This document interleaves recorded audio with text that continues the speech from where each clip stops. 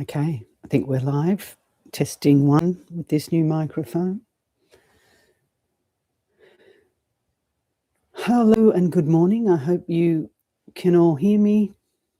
Okay, we're testing out these new mics.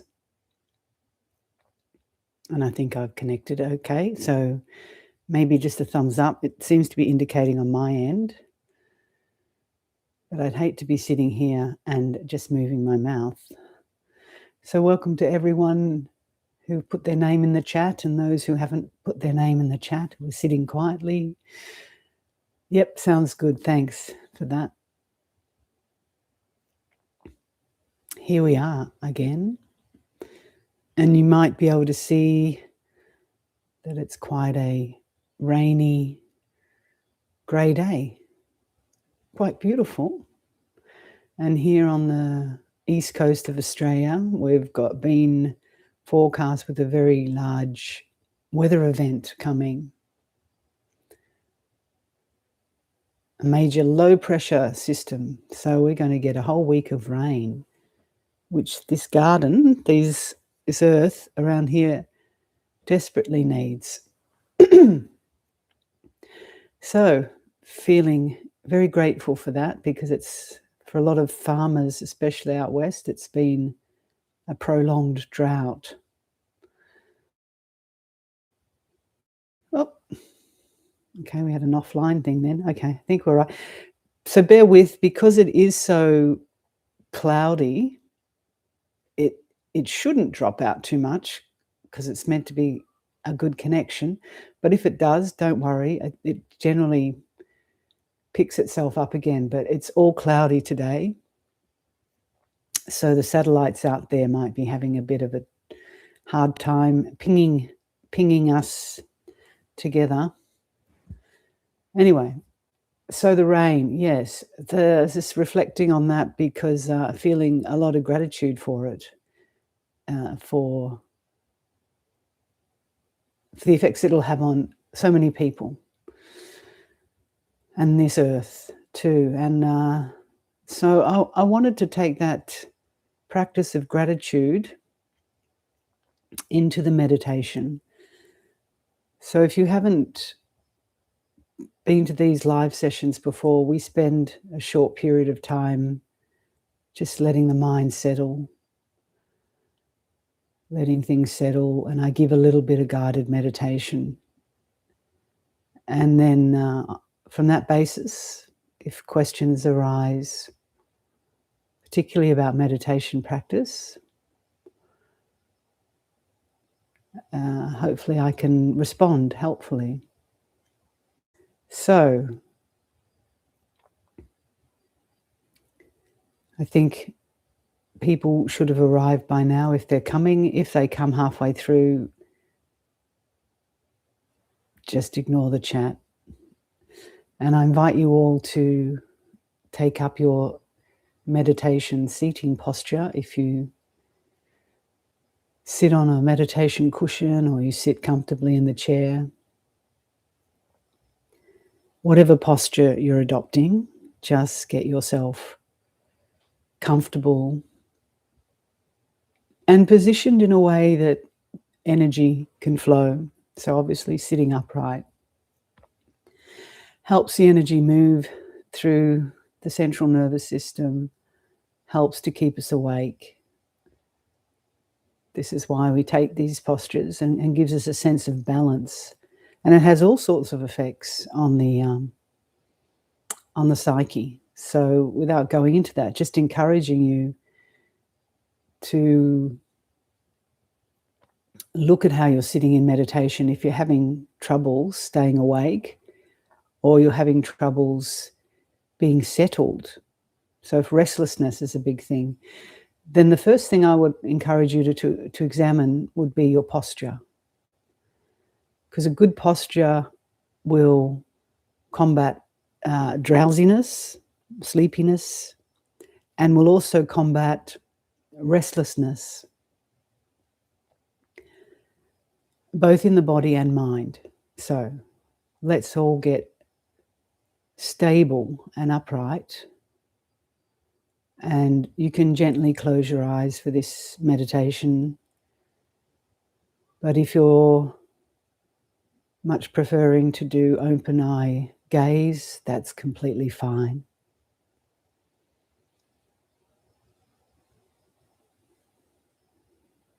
But because of the nature of this guidance, the having your eyes closed might just be a little easier.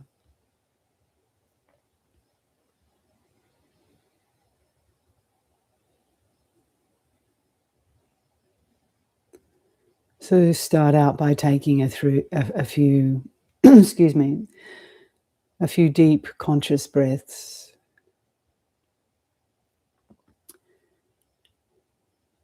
Breathing deep into the belly.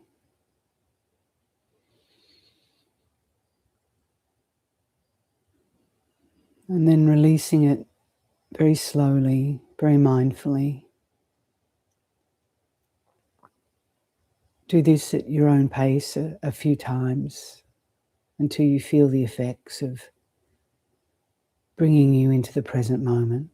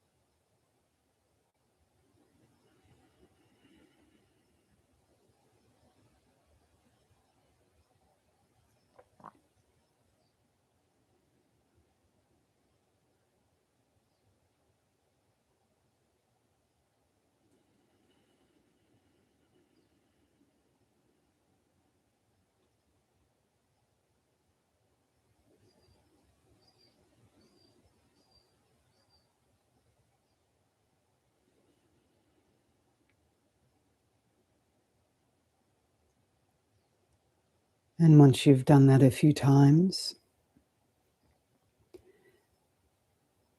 then allow the breath to become natural. Just a normal inhalation and exhalation.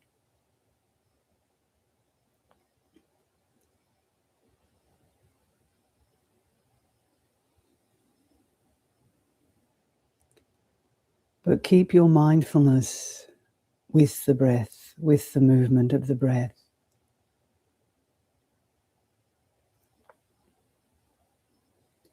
In a very gentle, easeful way. Don't force the mind.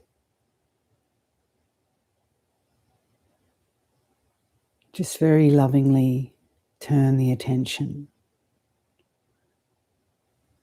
towards your own breathing.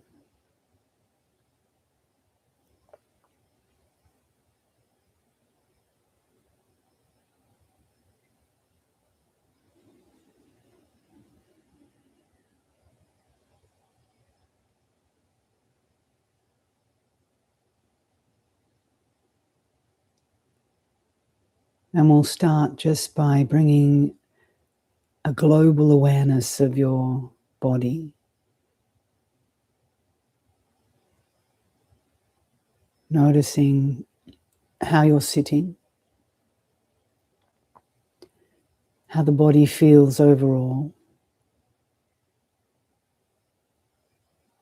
and how you might just slightly adjust it in order to feel more relaxed or release any tension.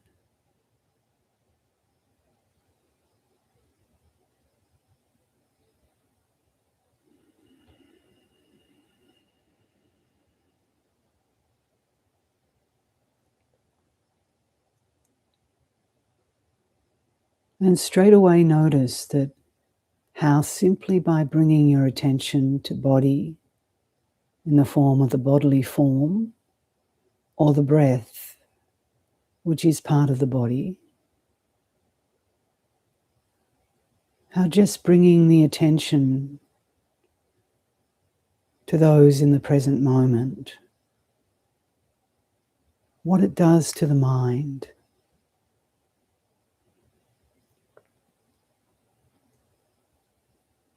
and what it does to the sense of either tension or relaxation.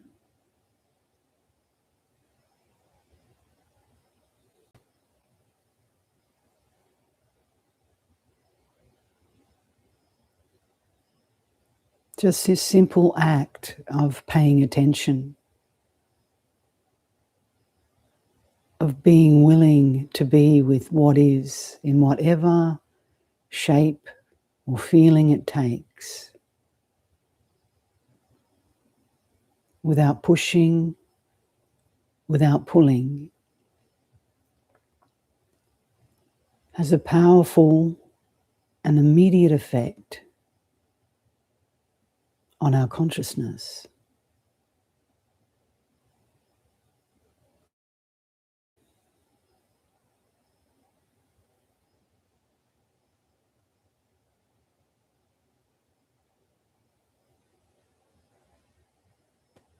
Most people spend most of the day disconnected from body and also from what's going on in the mind.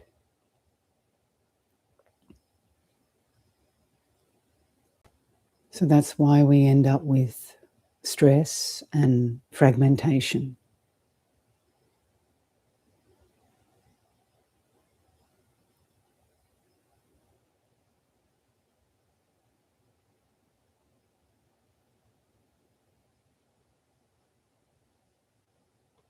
So just coming here today, having this intention to be with what is a very powerful act.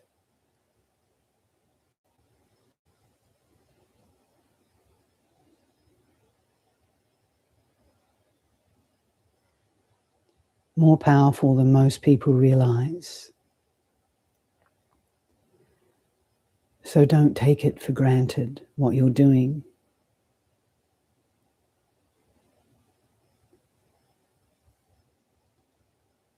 You're basically going against the stream.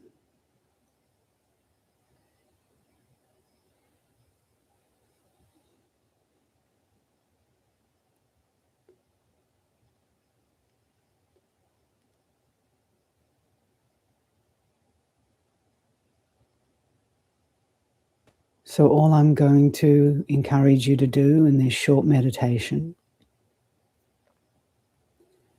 is just to be the witness.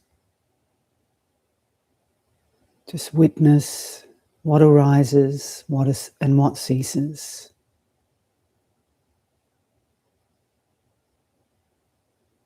Whether it be sensations in the body, thoughts floating through the mind, emotions stinging the heart,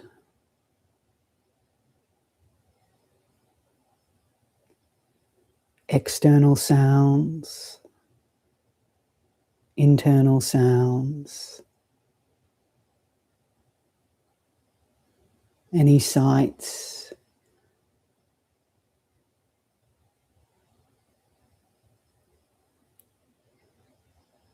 any smells, anything that arises within sense consciousness.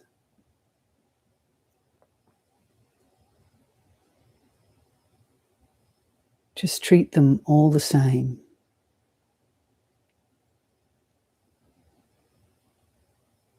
And be the witness.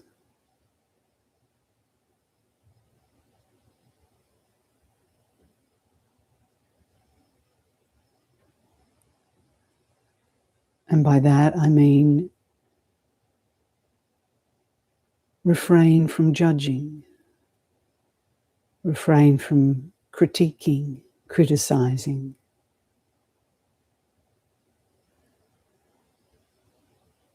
Refrain from picking anything up and grasping it, clinging to it.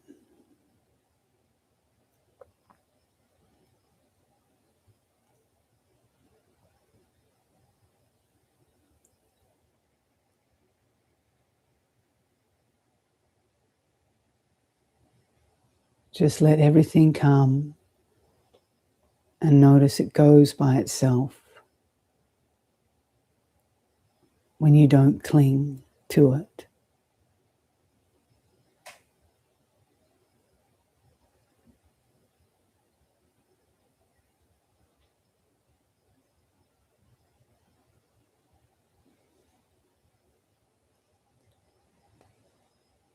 And notice the immediate impact and effect of that in each moment.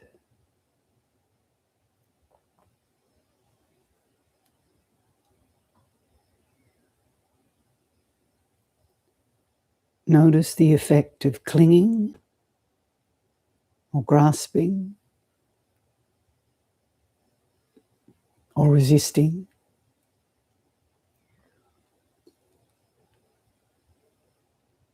And notice the effect of letting go, of relinquishing, of releasing.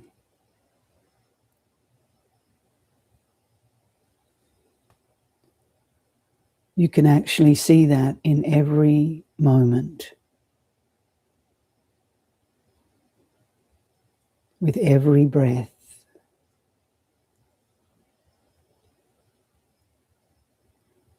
With every mind moment, there's an opportunity to either cling or release.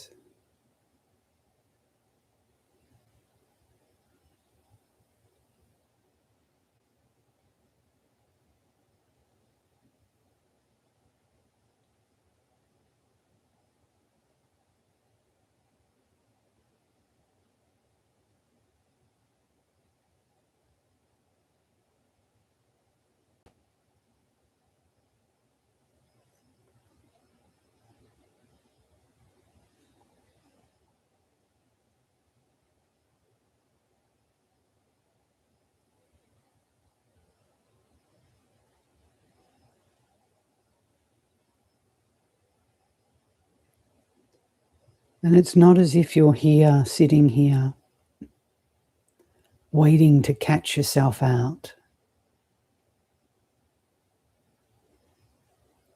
So don't develop that sort of tension in your meditation.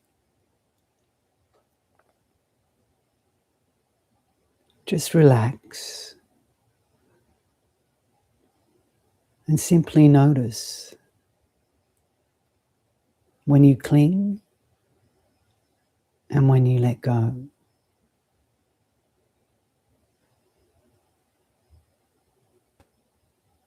And when you do see clinging, be happy because you've seen it.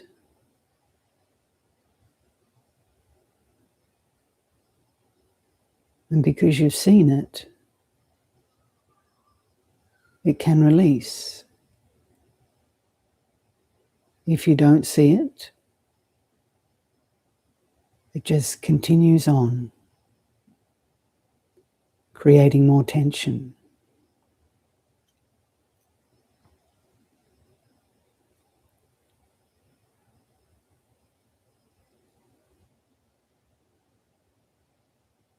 So you can really start to enjoy this process of just relaxing, witnessing,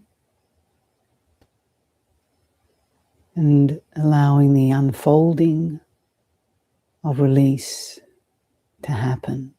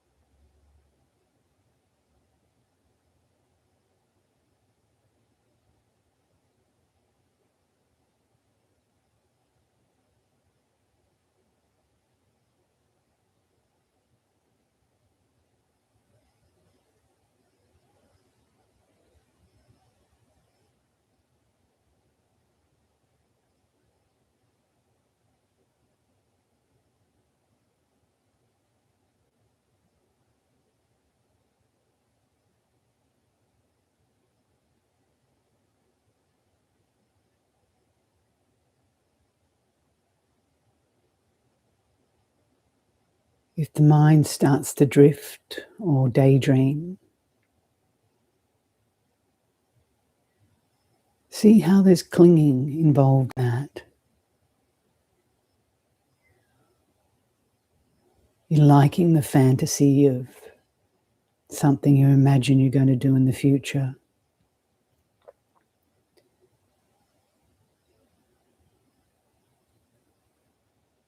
Or a thought of the past comes and you're trying to reconcile the guilt, the remorse. All of these movements in the mind are simply clinging, holding on to the past, clinging, craving for the future.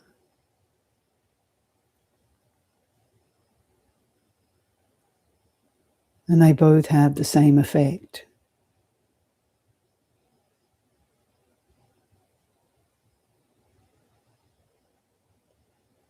You have to see this for yourself.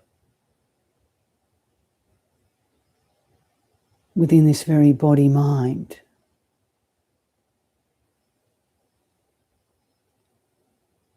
You don't need to read about or study meditation.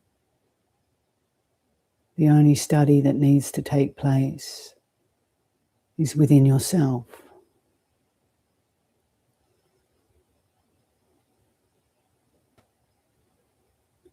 And when you start to see more clearly what's going on,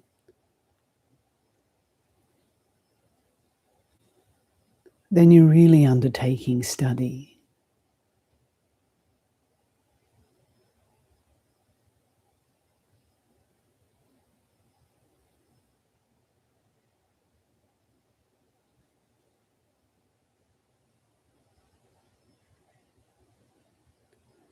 If we don't know the nature of clinging, liberation is impossible.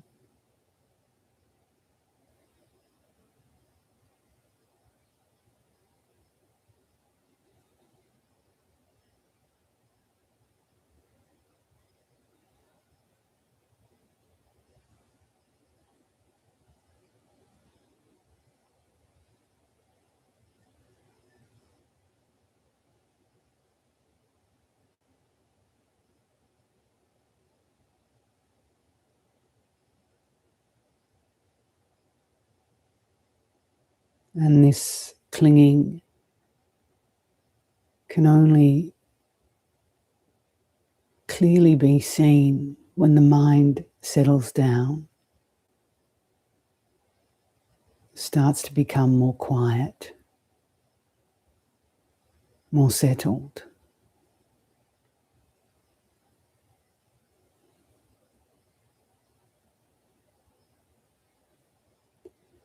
And then we have a much clearer sense of how it's moving.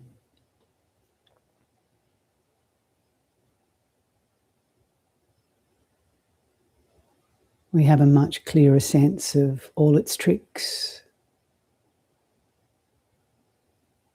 its patterns,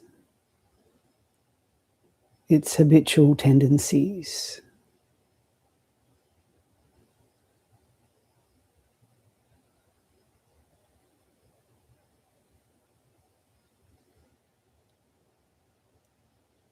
So we have to really study our own mind, our own heart.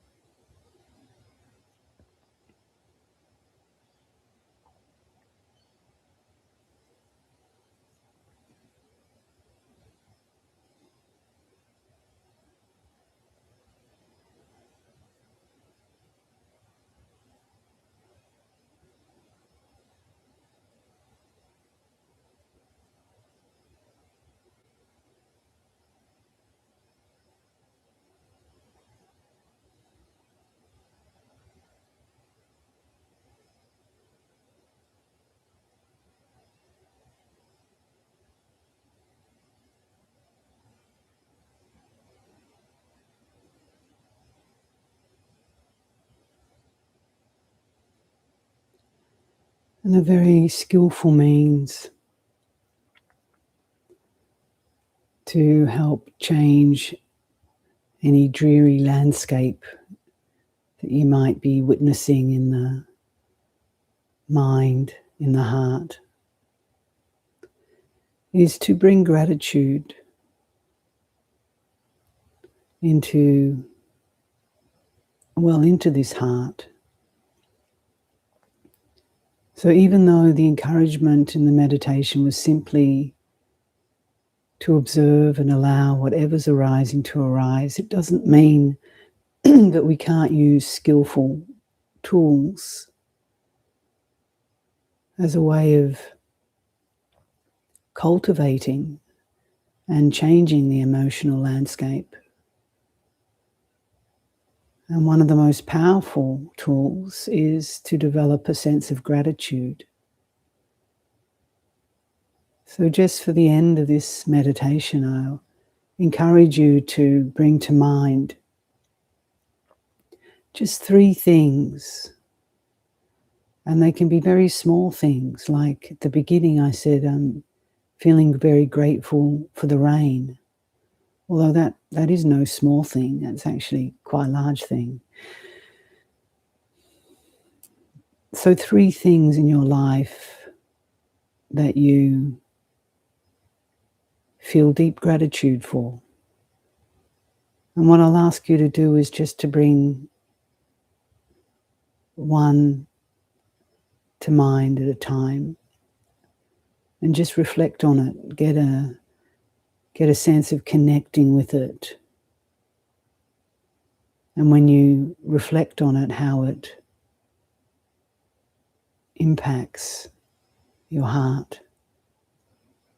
So just spend a little time allowing these 3 things to come to mind, and then meditate on each 3, getting in touch with that feeling of gratitude, appreciation, joy.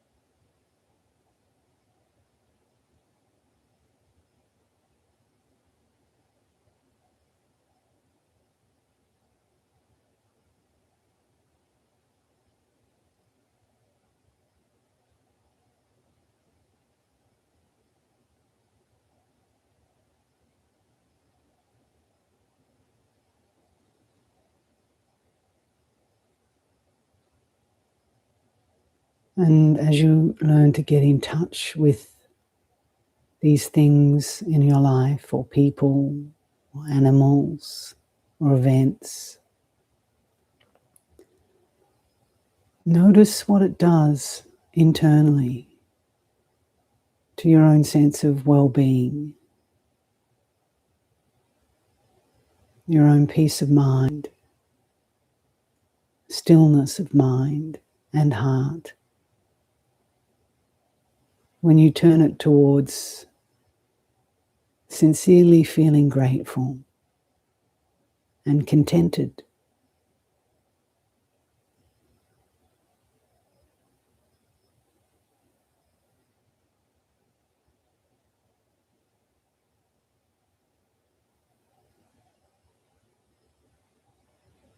Notice the immediate effect.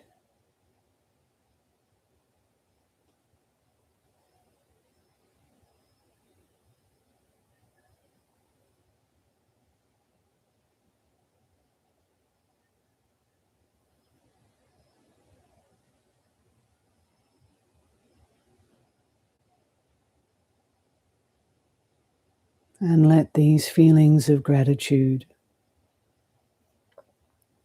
contentment, joy, spread throughout your whole body.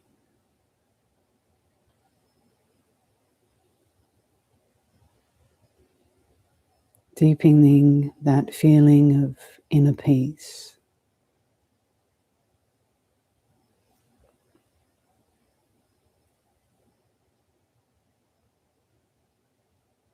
And then spread those feelings of contentment and joy, of peace, throughout the whole universe.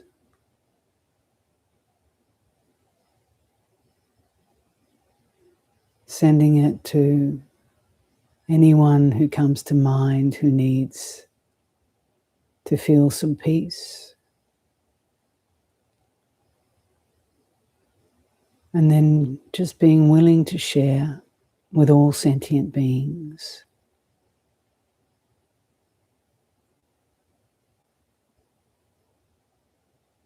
May all beings feel gratitude for what they have.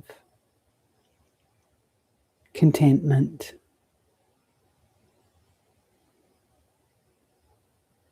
inner peace and joy.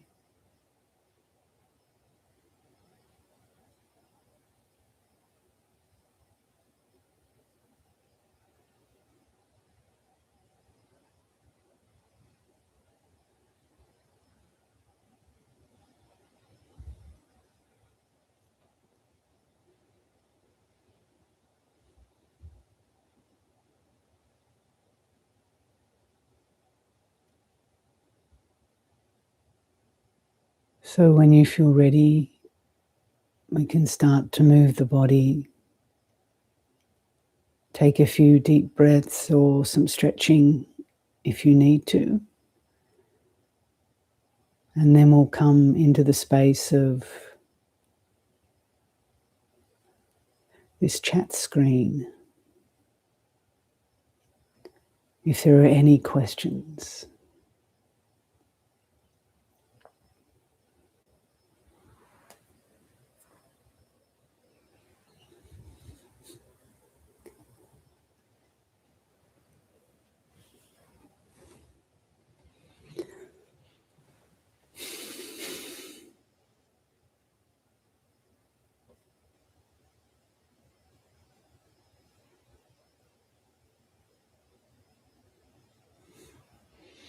So just seeing the note from Alex, who joined with Jitendriya's last stream or something, was helpful. So yeah, we're really helpful that these offerings on a computer beaming out all over the world are somehow helpful for some people. So we're grateful for that. And thank you for sharing your gratitude, Alex. And then it was came at the right time. So that's great.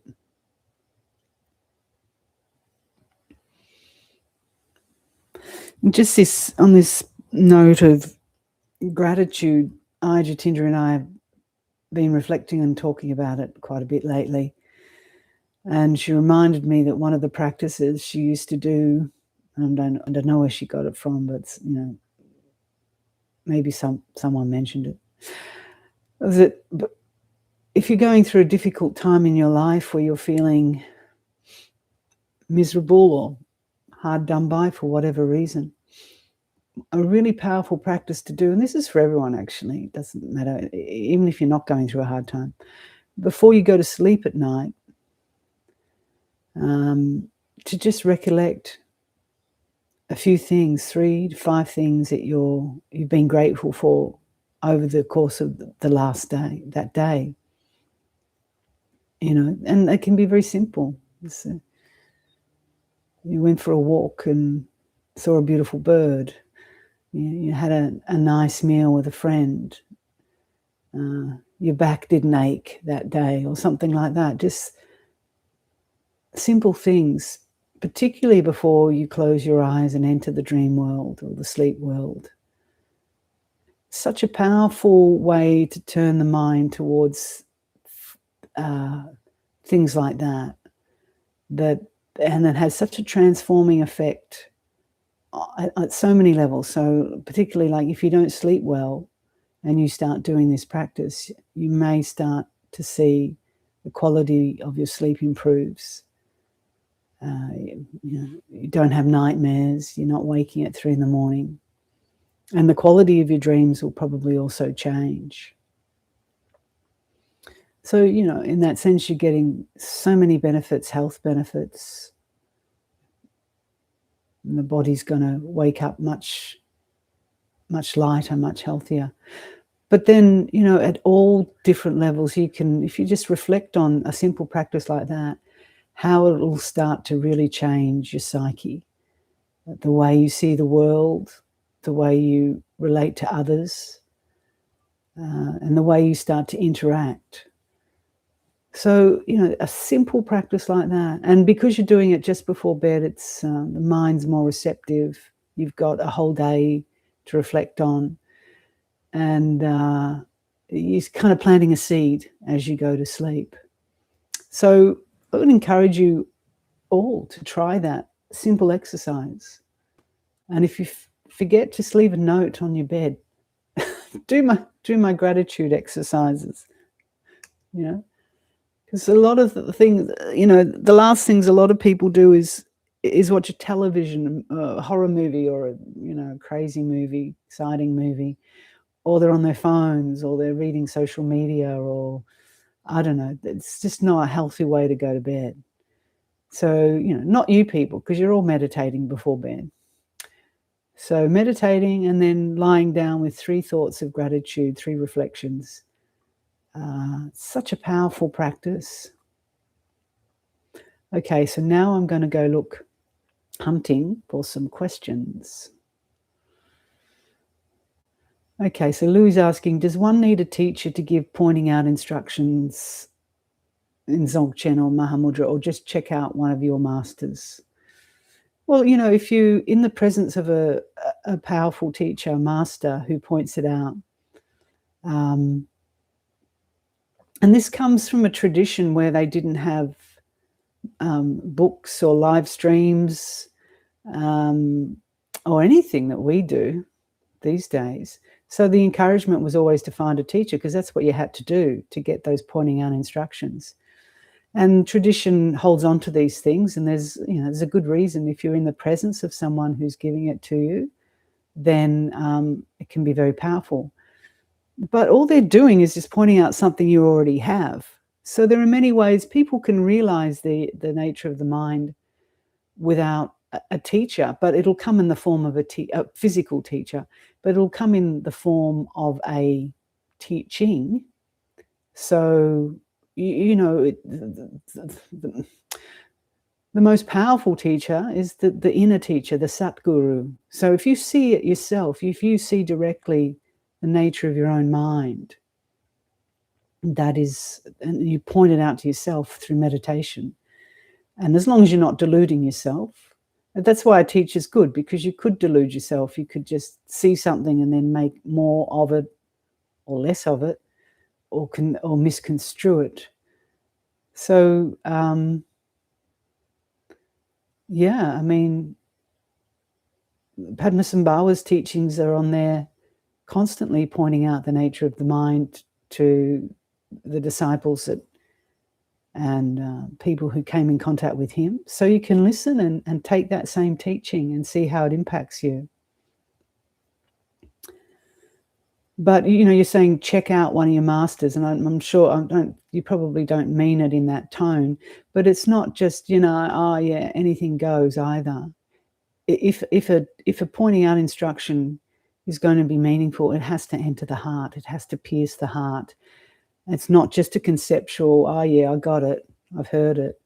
If it doesn't kind of shake you up a little bit, and you feel that it's gone beyond some sort of intellectual understanding or conceptual framework, then it's hasn't really hit the mark. It has to go boom, and there has to be one of those, you really get it. And one of the ways to know whether you've really got it is that you probably won't go talking about it or telling others about it or writing books about it. If it's really entered the heart, there's just a quiet knowing without any doubt or without any need to argue, pontificate, or opine. So it's not a small thing. And initially, people might just get it intellectually, conceptually. They've got to keep practicing until it enters the heart. And that's why being in the presence of a powerful teacher who's pointing it out was always encouraged and is still encouraged. Okay, so I'm just looking for questions. So if you don't need to write comments, it just helps me find the question. Do you have any advice for sharing the non-dual in language? Well, kind of what I just said, because the non-dual is beyond language. Language itself is dualistic. So I'm going to have to use language to talk about how everything goes beyond language. But I would say, can you sit in silence and just feel into these truths rather than think into these truths? And an so-called experience of non-duality, which is a contradiction in terms anyway, but it always comes in that space of silence, of non-conceptual understanding. But this is a wordy society we live in. Everyone has to talk or write or argue.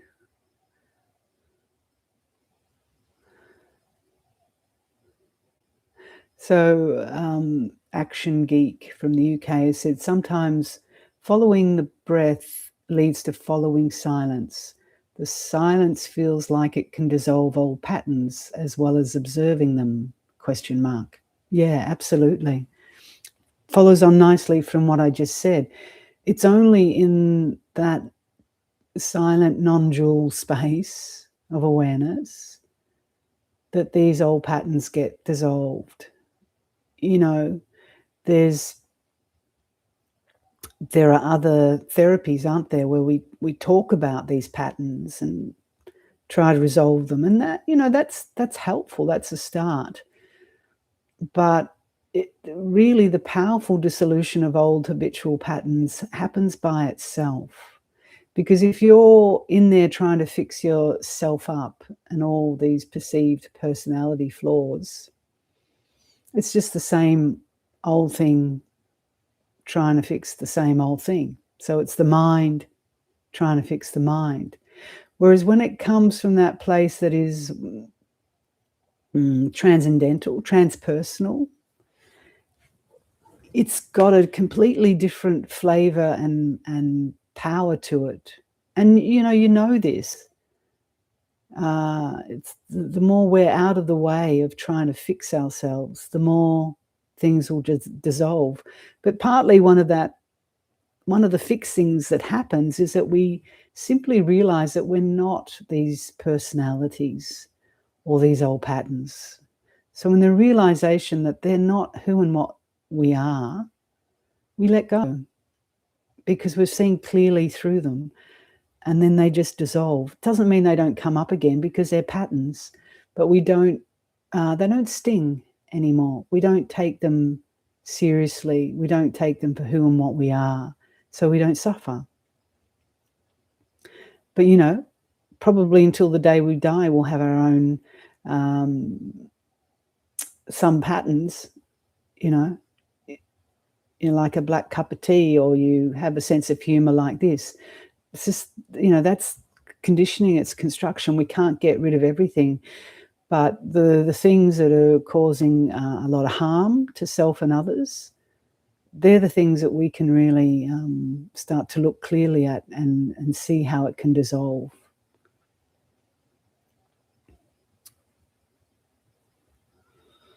Okay, so people are sharing some of the things they're grateful for. Kirsten with her hip surgery. That's a big operation.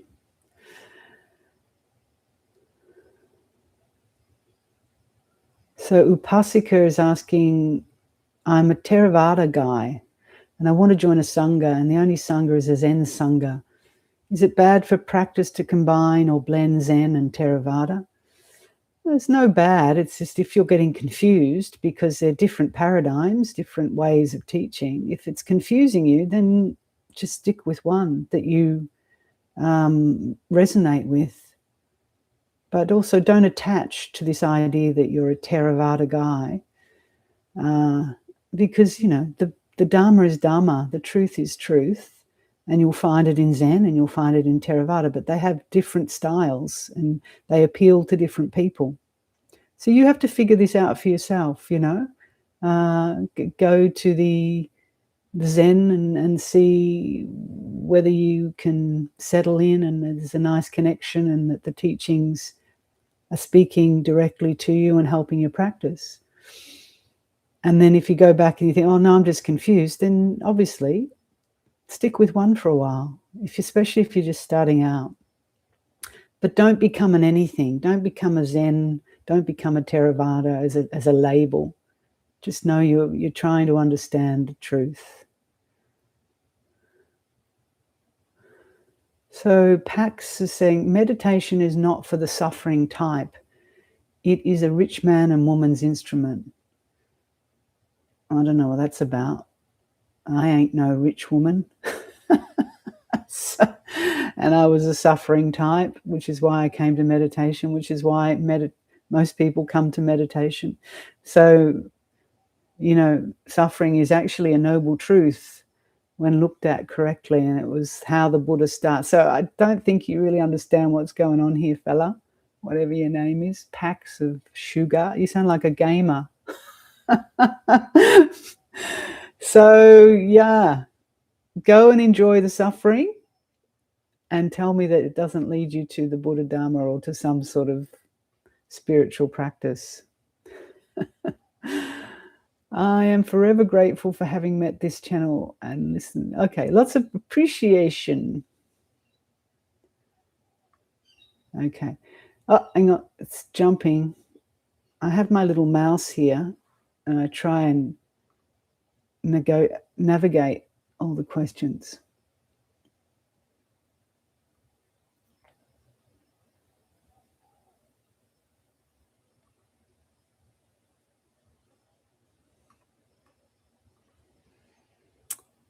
I have to go back up because it jumps, has its own mind.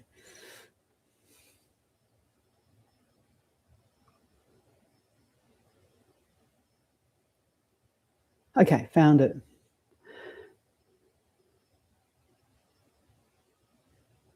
Yeah, I'm getting lots of comments and gratitude. That's nice. I guess I encouraged it. So that's good. Just can't find the questions.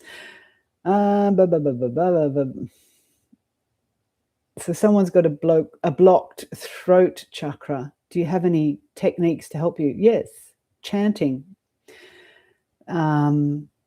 You know, I don't know what your spiritual interest is, but if you're in Advaita, you could just chant Om and feel it come from here. Om, how it clears, vibrates in the throat and clears that. Or if you're in a Buddhist practice, just do chanting and feel how that really blocks any blockages in the chakras.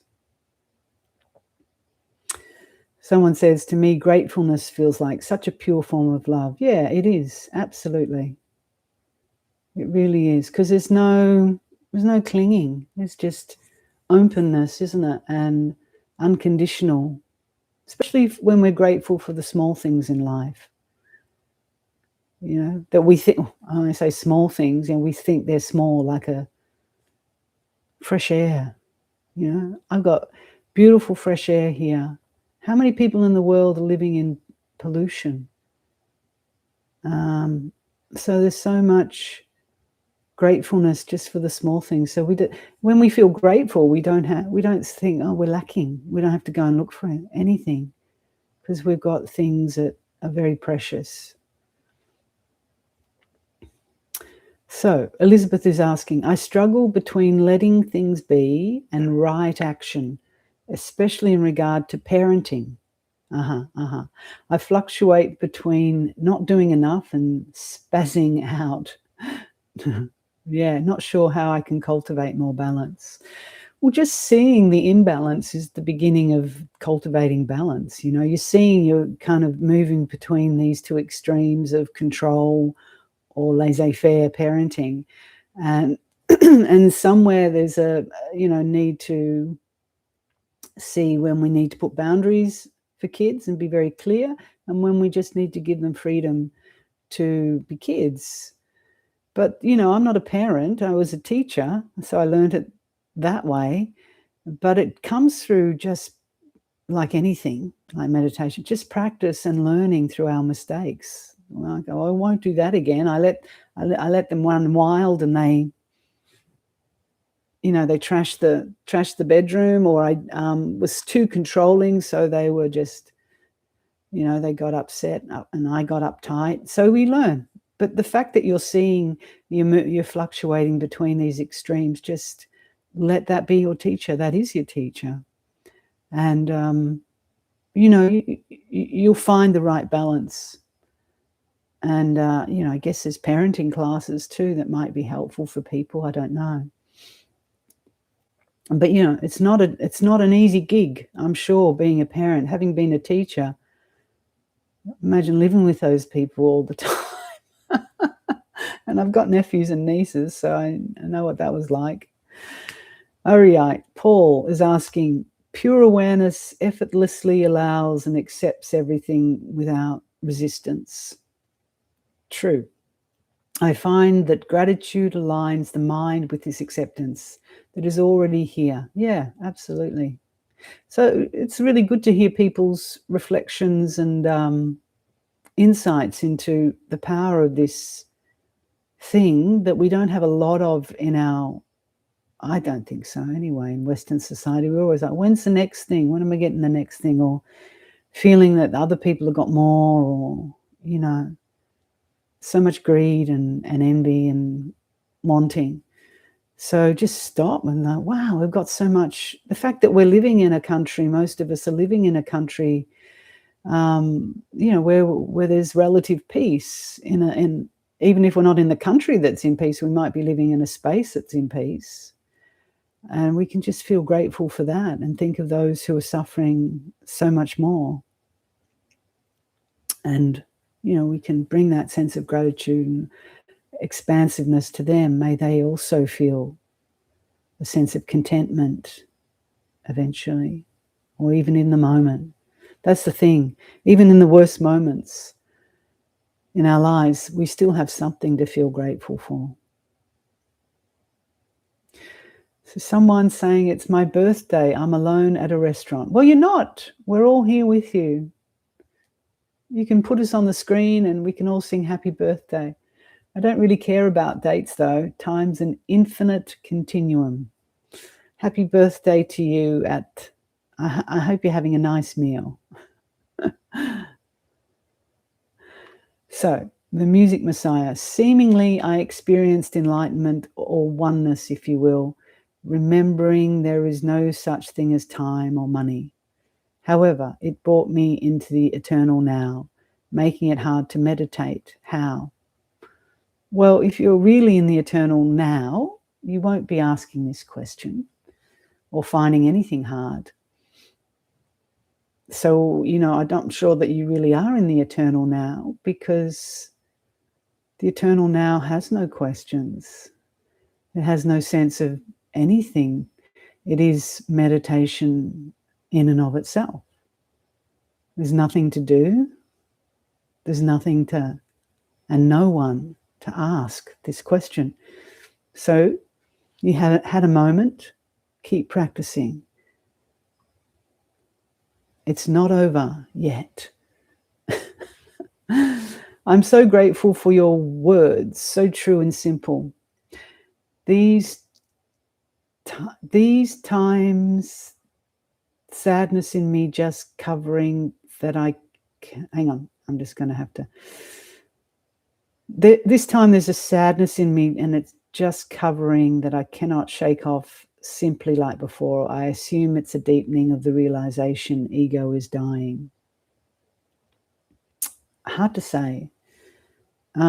Just don't make anything, don't try and figure out what it is or what's happening. Just feel the sadness and realize the sadness is like anything else that arises in our experience, whether it's happiness, excitement, boredom, love, liking, disliking. It's just an appearance. Sadness has an effect, a particular flavor, but it's not there permanently. It's coming and going. So you've got to see that. You say you can't shake it off, but you're not 24 hours feeling sad. You might think it is, but there'll be breaks in that where you're not feeling sad. You've forgotten it. It's not there. So you've got to start to see that. It comes and goes. And you let go of this idea that I'm a sad person, this is here and I've got to do that. Just be with the raw sensation of sadness and watch how it rises and ceases. And don't think, well, this means this and my ego is dying and I'm going deeper. This is more ego trying to figure out things or make a story of something, of how I'm going on the path. It's like the person above saying this is happening and I've got eternal this and eternal that. Who's saying that? It's the same voice. It's the same ego trying to pin themselves down to some sort of enlightenment experience. But if it's really true enlightenment, there's no one there to be making all these claims or having any of these doubts or concerns. There won't be any doubts. You wouldn't be here asking these questions. Okay. So we do the Q&As every 3 weeks, Genevieve Tobin. And if you miss them, because it doesn't suit everybody's time scheme, there's an archive on the playlist where you can catch up or listen to some of the older ones. So it's starting to build into quite a collection there, so you can always go back.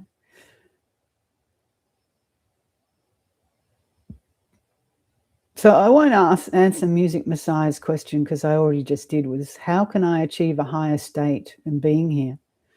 It's the highest state you got is just to be here. Okay, cute. Someone's got a crow friend. Very sweet. I like crows. Mary saying, you ever think of writing a book? No. Not really. I wrote a book once. It was called a PhD. It took me a few years. And it sits in the ANU library for no one to read. Except my two supervisor professors who read it.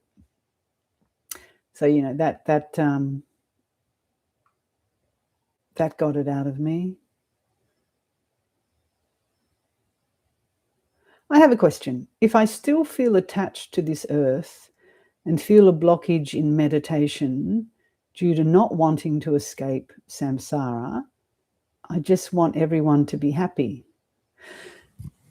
I'm not sure what the question is. What's the question? It sounds more like a statement. I still feel attached to this earth and I feel a blockage in meditation due to not wanting to escape samsara. Well, it's a misunderstanding really of what samsara is. There's some notion, I think, that people develop that, but if I escape samsara, it's it I'll I won't be here. It's just a blank nothingness going into the void.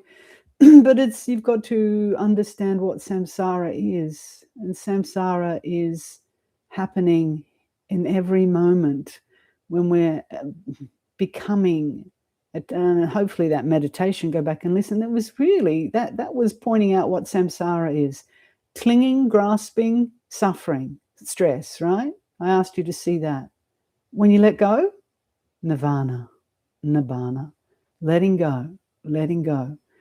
So when samsara is simply clinging and grasping, particularly to this delusion of me and mine. And of course, in samsara, we can get attached to the most blissful states.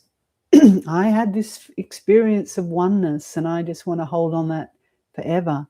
Who's holding? It's the same samsaric delusion of me having some blissful experience. It's not seeing through that. So it's not liberating, even if it feels blissful and it may last for eons in another realm.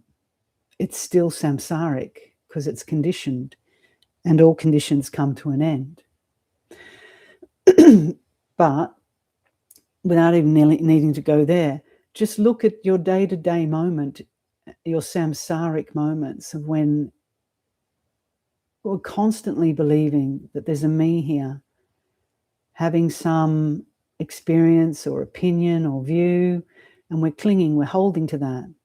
And because we're holding and we keep perpetuating it, perpetuation is samsara. It keeps us on this cycle of becoming, birth and death in each moment, becoming a person in our mind, in our experience. And when we let go of that, when we stop clinging and believing it, samsara starts to dissolve. So just take baby steps. Just don't worry about the earth and whether you have this idea that escaping samsara is some black void that you're going to enter into. They're just more ideas, and they're also very samsaric. Because any thought construct is part of this whole samsaric pattern. So just look at the moment. Is there suffering in this moment? What is it? What's the nature? What's the cause? The cause will always be clinging, holding on to something, or pushing it away. It's the same thing, different sides of the same coin. And when we see that, we see where we're clinging, where we're pushing, and we let go of these deluded views, then in that moment, samsara collapses. That's all you have. Just deal with it moment by moment. Otherwise, we stay in samsara, which just means we stay in suffering. So below that, someone's asking, can you please help me understand if the unconditioned and the pure consciousness are the same or different? Well, in terms of concepts, they're often used interchangeably. But that doesn't help you. That just gives you a clarification about concepts. What will help you is when you realize the unconditioned or the unmanifest consciousness, pure consciousness. Aya, do you feel it's beneficial to take formal vows if practicing abstinence? Well, yeah, obviously I do, because I take them myself regularly. Abstinence, by abstinence, I assume you're meaning a brahmacharya vow, which to refrain from all sexual activity. And obviously as a nun, that's what we do. And if you want to try that for a short time, then it is helpful to take a formal vow, because again, like a lot of things, it gives it power. You're making a statement. You're declaring, I will refrain from all sexual activity for however long, a week, 2 weeks, 2 hours. For some people, 2 hours might be quite a vow. Okay. I was noticing during this meditation that mundane thoughts were arising. They always do. I thought, why am I clinging to this? Good. So mundane. Yes. I began to wonder if these thoughts are simply fuel for our perceptions. They are indeed. Yeah, good. So you saw into that. I mean, let go of the judgment of mundane and supramundane to some extent, because this sounds like a bit judgy there, but at the same time, it's good. Just seeing, it's like, oh God, here we go again, thinking about, I don't know, I'm going to cook for lunch, or where the jiff is because I need to clean the toilet. Okay, we consider those mundane thoughts, but don't, and they're the easier ones to let go of, right? Because they're mundane. They're kind of everyday, but they come because we live a life where we do have to eat and we do have to clean and we do have to cook. So it's just know that they'll arise, but they don't need to cause a problem if we don't get swept away in them. But at the same time, I guess those mundane thoughts can feed our sense of self, of who and what we are, of what this world is, of this dualistic notion of me. There's a me here and a you there. And it does feed and fuel this, perpetuate this delusion.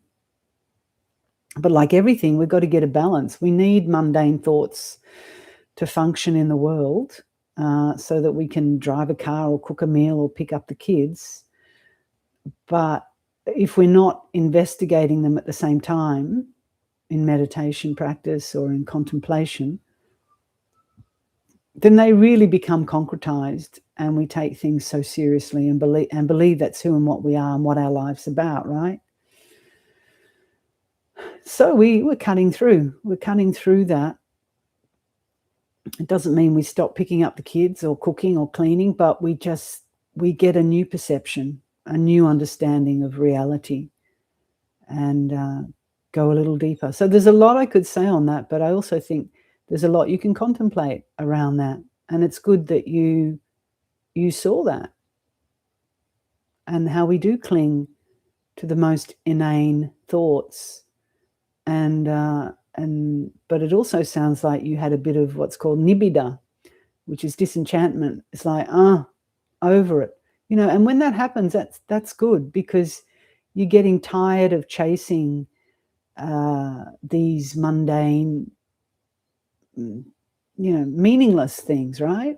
Why am I getting het up about, I don't know, some neighborhood gossip or something like that? It's just over it. It's meaningless, it's pointless. So if you see that and you feel that, it's a good start. Don't get stuck in it though, because then you just turn towards negativity. But if you're over it, then you turn your mind towards more meaningful spiritual understandings and contemplations. I just had a mundane thought, actually. I just looked at my window up there and realized it needed cleaning. It does. With all the rain. Not a problem. We go on. Okay. I've just...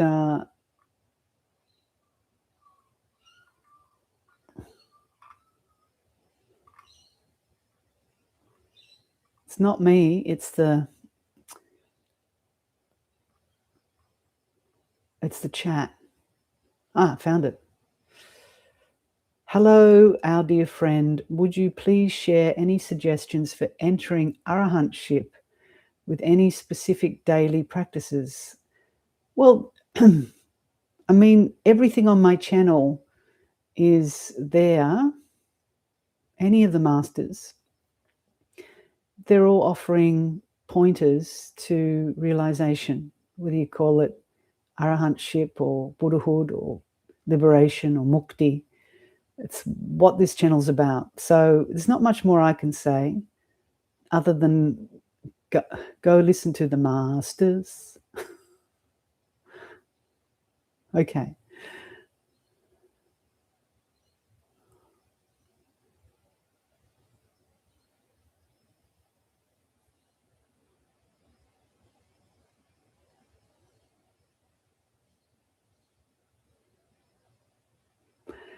Is there a true difference in directing meta sensations to certain people and just letting it radiate out to all beings?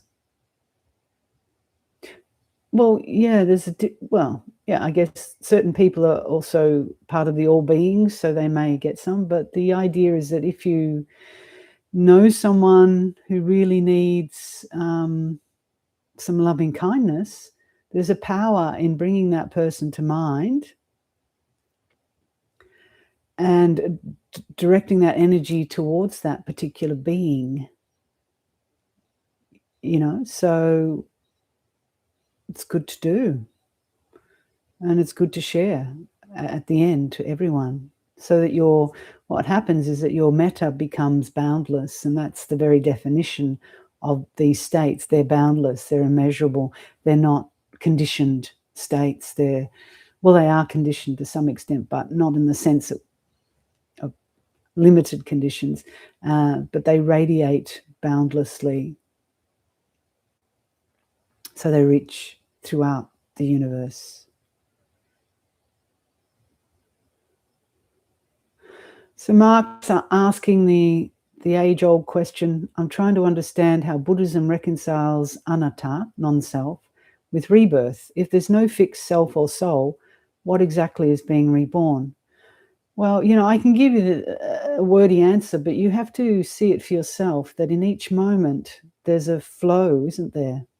A flow of consciousness that's got particular conditions and perceptions and conditioning factors that's constantly being reborn in each mind moment. But there's not a fixed, go look for it, okay, Mark? Go look for it. Is there a fixed, unchanging self within you? Perhaps there's an idea of it, but is that idea fixed? So it's just every moment. This, what we talk about in rebirth and in Buddhism, is it's the rebirth of a consciousness continuation, and that consciousness has certain karmic,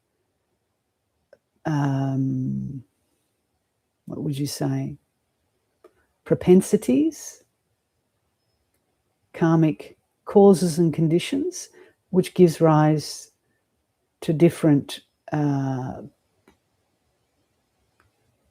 external appearances in particular realms. But don't get stuck on rebirth. What you have to understand is suffering, the cause of suffering and the way out of suffering in this very moment. But also these questions are things that you can go pick up, study a lot, and get lost in too. So the question the Buddha would always ask is this leading to the end of suffering, or is it leading to more suffering because you're just doing your head in, trying to figure it all out? Don't worry about it. Just know that in each moment there's a new consciousness, there's a new body, isn't there? Every moment these cells are being born, dying and changing. The consciousness is constantly moving, reshaping itself. So how can you not believe in rebirth? I mean, because we think this form is fixed, and it's not fixed. It's constantly born and dying, but we say this is me. So when this body collapses, I'm not here, or I think I'm in here in my head as some entity or soul that we imagine. But really we're in a state of flux and flow all the time. And consciousness is not of the form, it's formless, but it certainly has a power, doesn't it? Anyway.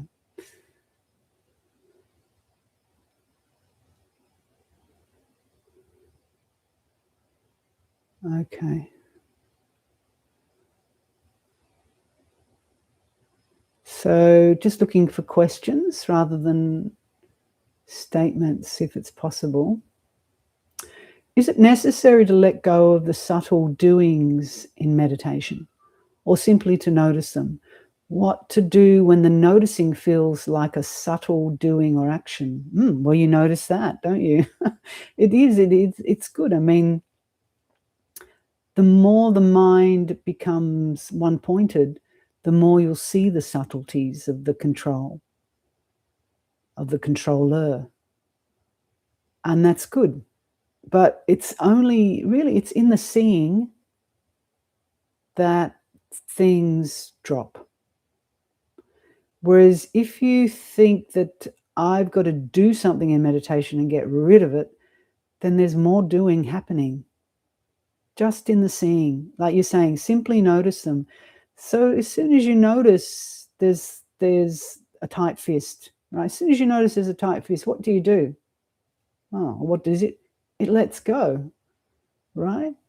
If you don't notice that, you're just going around with a tight fist and you're doing everything. It's not possible for the fist to relax. But you notice, oh, it lets go. So it's the same in meditation. Just keep noticing. And notice the one who wants to be in control and drive the meditation. That itself is the same thing that has to be seen through. So we just keep looking. I think I said in that meditation to be the witness. So it's this knowing, this awareness that has the transformative power. And it's that itself that, causes the letting go, if you like.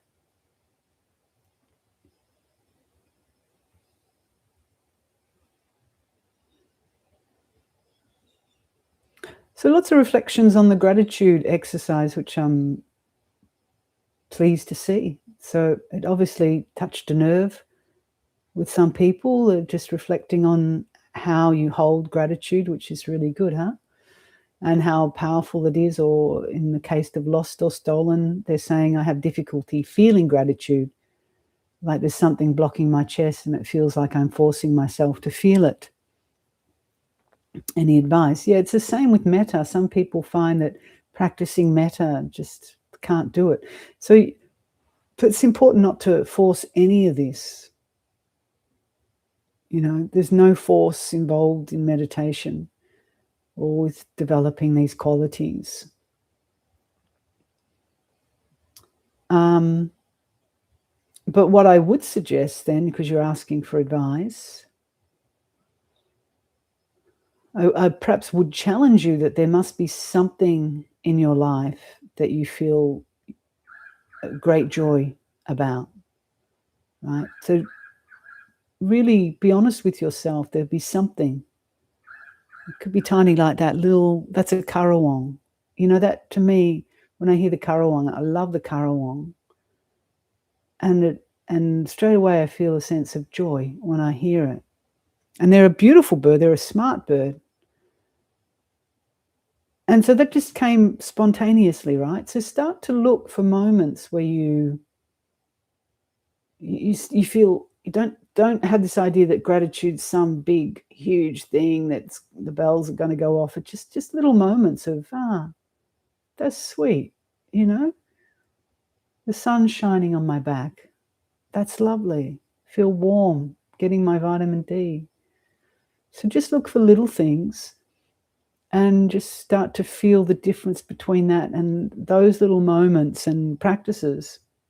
And reminding yourself, this is the thing, we've got to practice. Remind yourself to look for those moments where you feel an opening. Then it'll keep opening and softening around the chest, around the heart.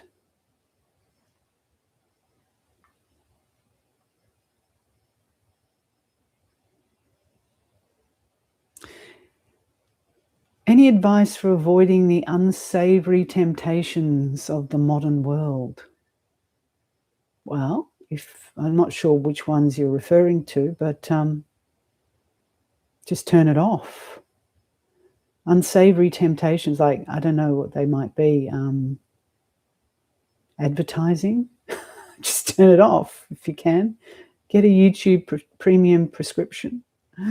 It'll block all ads. That's what I say to people. If they complain about any ads appearing on the old videos, before I realised that some of that old music would, there shouldn't be any video, any ads on my newest videos, because it's not monetized, this channel. But when I used old music that was copyrighted, sorry, going off on a bit of a tangent here, ads would appear. So I say people will get a YouTube prescription if you want to listen to the old ones, or you don't want ads. It's a way to avoid it. The other thing is to see how these temptations, these materialistic temptations of the modern world, are just empty phenomena, and they don't bring satiety. They don't really fulfill or bring happiness. So when we see that, there's no attraction anymore. This is what we need to see, that it's just more delusion, and the world trying to delude us that this will make us happy, this will make us a better person, this will make us famous, popular. But when you see that it doesn't, it's all just a big lie, then we turn away. But we don't have to turn away with lots of anger or aversion or disgust, although there might be some disgust initially. You can move on from that. And then just feel sorry for people who are caught in all these temptations, thinking that it's going to bring happiness. So we have to see through it. And then where we can avoid it, just switch off.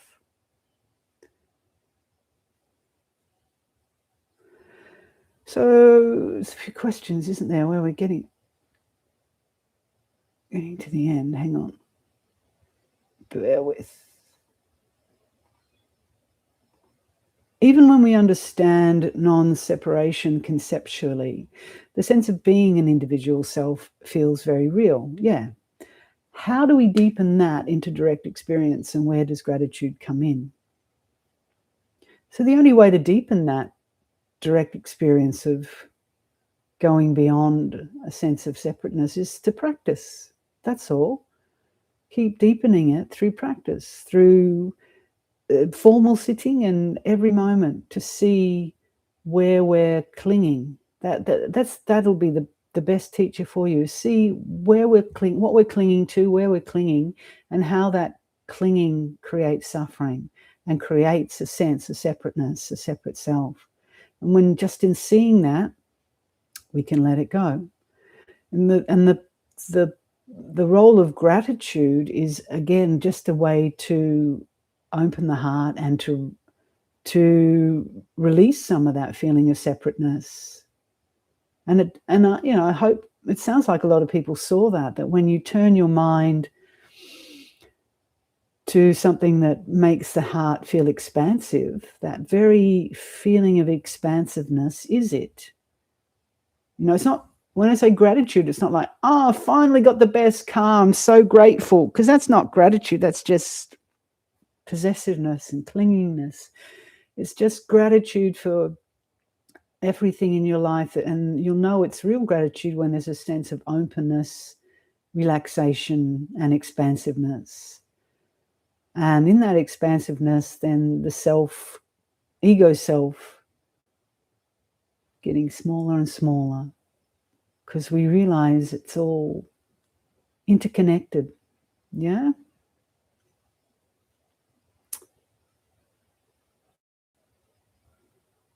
Looking for questions. Someone's doing a road trip and wants to visit. Well, we're not an ashram. We're not an open house. We're just a private, very small. I live in a tiny home. Can only fit me in here. And Jatindra is in a very small house so it's a private place. We can't accept visitors. We don't have room for guests, so we just teach sometimes at a local center, and we do this. So this is you're in my room now visiting.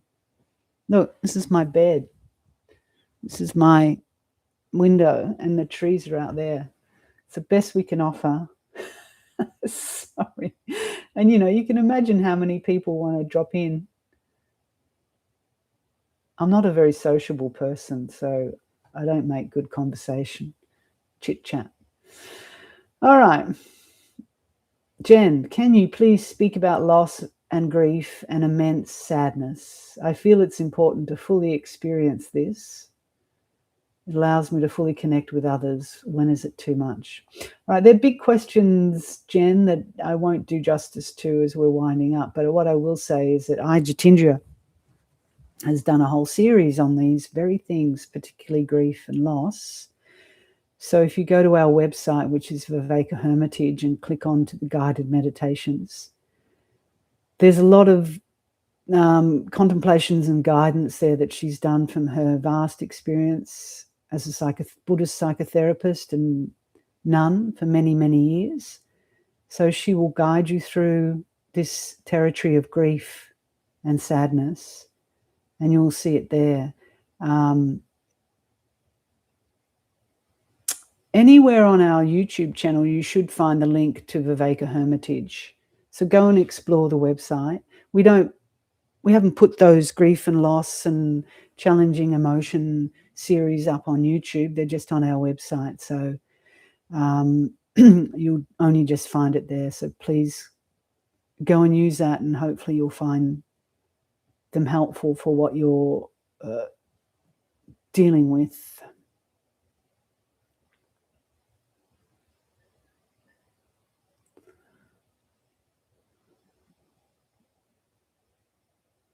So Genevieve's saying she's been in solitude intentionally for a year now, and it's been startling to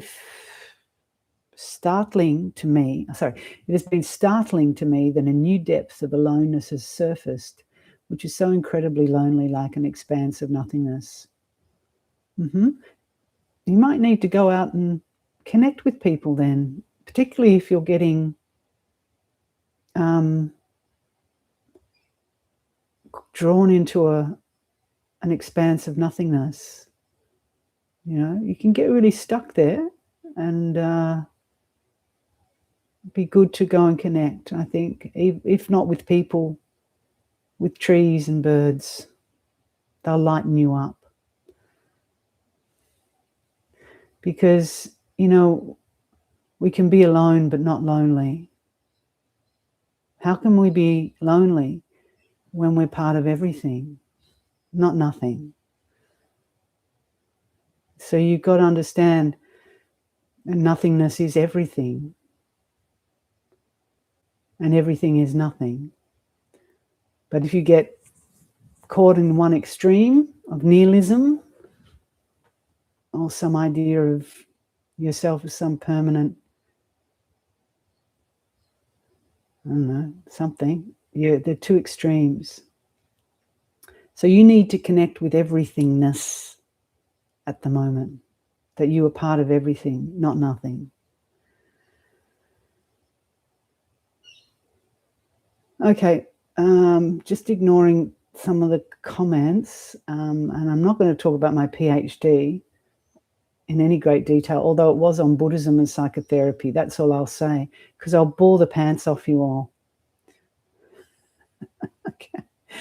Okay, I think we're getting to the end, because I'm not seeing any questions. Oh yes, there's one. How do you pray exactly? I do gratefulness, forgiveness, and petition what I want to happen every morning. Okay, that's how you pray. All right, I've reached the end. Jerry says, when I read back the posts here, we all sound a wee bit crazy. You're definitely right, Jerry. They all sound crazy. But that's okay. We're all a little bit crazy, aren't we? Last question. God in the flesh. I've got to answer God in the flesh. What do you think made the Buddha so sure of no self? Was it an ongoing inquiry rather than a finalized noble truth? I think, speak for the Buddha. Okay, I'll speak for the Buddha. I think the final realization was the complete letting go of any attachment to this sense of self. So as we're working on this path, little by little, we're chipping away at this delusion of a self, right? And you should see it in your own practice that, once upon a time I would have really reacted to that, but I'm letting go. That doesn't mean so much to me. But, you can still see where you're clinging, where you're holding on to. So in that final moment of realization, the Buddha was said to have really seen through the last vestiges of what's called the asavas, the outgoing. And there would have been a very subtle sense of self going on there. I'm something. He called it conceit. The final conceit is the I am. So in that moment of full awakening, he let go of that last little subtle thing that is almost so hard to see through. But he saw it, and in the seeing, like I said before, it dropped like an old scab. But he would have already had clear insights into anatta on his journey, his 5 years as an ascetic and a practitioner, and had let go of really gross forms of self. But in that final moment, it would have been a complete realization. Okay. So we'll leave it there. And in 3 weeks' time, I, Jatindra, will be back for a session. I think it's 14th of June or something. So yeah, I'm just going to reiterate to practice gratitude.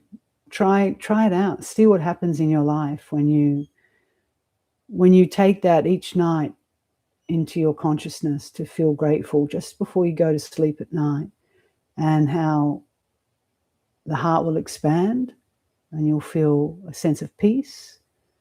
And keep doing it. It's a very simple little exercise to do along with your meditation inquiry. Okay, so I wish you all well. If I didn't get to your questions, then that's okay. I'm sure I answered them in other ways. And may you all go well, and see you again sometime. Where's the? I don't know. Where's the end? Oh, here it is. Okay, ciao, folks.